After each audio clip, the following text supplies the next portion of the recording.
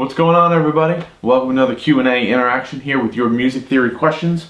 Hope you guys are doing well. Let's jump right into it, shall we? I noticed that I can't move my pinky without also moving my ring finger when I'm playing guitar. I also have to put my pinky underneath the fret when I use my ring finger sometimes. How can I fix this? Or is it even an issue? Really good question. I see this a ton with beginners, and yes, it is an issue. Okay, anytime you start putting your pinky behind the fretboard as you play, no good. Alright, so what we want to do is isolate, do some finger exercises. You can do chromatic exercises, 1, 2, 3, 4, or any variation of that, just to give your finger exercises. And it could be nonsensical in the sense where it's not a particular scale, you're just going up and down vertically in scale fragments. Right? You can do an isolated finger exercise because essentially these two fingers are connected on the tendon, so you have to really work hard to isolate them. Right? So pick any two adjacent frets, 7 and 8, 5 and 6, whatever's comfortable, and go up and down with just those two fingers, right? Do little scale fragments on one string, alternate picking legato, stuff like that, and just make sure the control is there, the tone is there, right? Speed comes with time, okay? So really good question, and again, I see that a lot with beginners. Another thing you can do as well is to play your chords, practice your bar chords.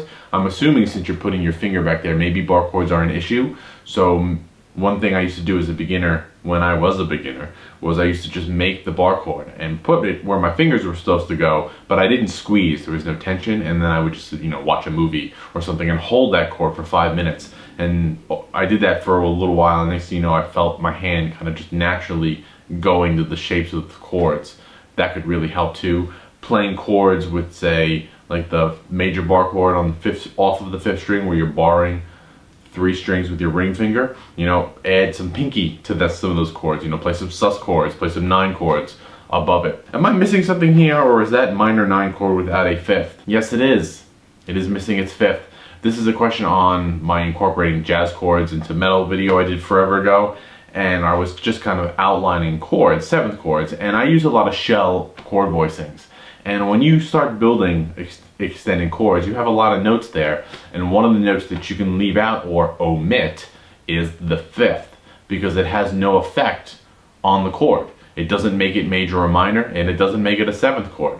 So you can take out the 5th, because essentially it's just kind of overtones of the root note anyway, which is why power chords sound so good. So yes, that chord was without a 5th.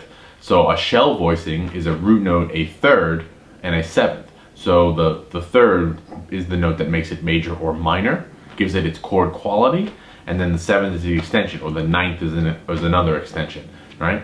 Going up and up and up. But yeah, so you can remove the 5 when you play that. A lot of times your bass player is playing it, or if you play with a keyboard player, your keyboard's playing it in this chord, and you don't need to play it. Right? Space out your chords.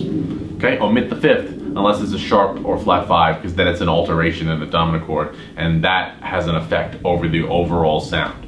But the 5th doesn't. Bro, I'm loving your channels. Your tool lesson is just what I needed to get the motivation to learn how to play guitar. You like your Agile, or would you prefer another type of Les Paul? Any recommendations on an affordable amp setup to replicate Adam Jones's tone? Good question. That Agile that you see in those older videos that I did years ago, that was not mine. It was a friend of mine had an Agile. I borrowed it. It played really nice. It was good, intermediate, entry level guitar, good value for what you pay for the Agile guitars. It really all depends on what your budget is. Is $600 your budget, or is $1,200 your budget? Obviously, you're gonna get different things. Like the Epiphone Les Paul copies, you can get for well below $1,000. They play and sound great. You might want to swap out the pickups, something a little more hotter, or a little more modern sounding that you want, and they'll work fine. If $1,200 or more, you might as well just get yourself a Gibson, or I am biased, but you can obviously go to Kiesel and get something custom built for right around that price, with your specs. So that's always really nice too. So it really all depends on with your budget. And as far as amps go, obviously Jones's uses a very elaborate setup with multiple amps and cabinets, so it's really hard to just get one thing that does it. So a good amp that has a good hard rock tone, high gain. I wouldn't necessarily go with a metal amp, though you can dial the metal amp back down to get a more rockish tone, which is kind of what Jones is using. It's very mid-focused. right? Just a good rhythm tone. So, you know, whatever amp does that. You want to find them as a bookie, you want to find a PV, you know, you can really dial that in on any rock amp that you can get your hands on. You know, whether it's PV, an Orange, a high gain Marshall, lots of them. There's lots of them out there that'll do it. And again, it just really, it all depends on what your budget is for your amp style. And I wouldn't rely on, say, a multi-effects processor or an amp simulation to do that, unless you're just sitting at home playing on your computer or in your room. That's going to be fine. But if you're going to go out and perform, you're obviously going to want something that's fun. And then yeah, so there you go.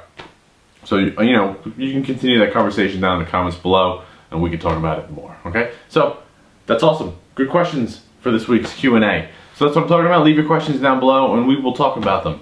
Alright, and I'll help you guys get the sound of the gear questions you're looking for, answer those theory questions. It's a lot of fun for me.